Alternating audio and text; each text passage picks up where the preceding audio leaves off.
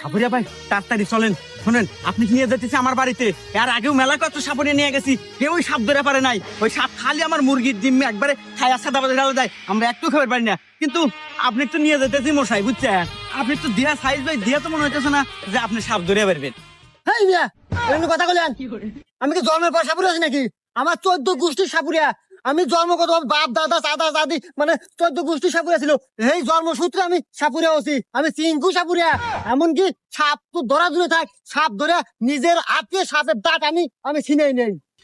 আচ্ছা চলেন দেখি, এই মাঠেই পরিচয় পাওয়া যাবে না আপনি আপনি কিরকম খালি সাপুরিয়া। বাড়ি পর্যন্ত নিয়ে নন, সাপের কাল্লা ধরে নিয়ে আসবো আমি। আসেন। আচ্ছা চলেন।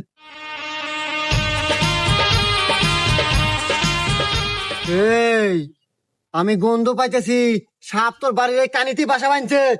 হেই, সাপুরিয়া এটা আমার বাড়ি বকে, এটা তো মকবল চাচার বাড়ি। আমার বাড়িতে এখন 1 কিলোমিটার থাকে।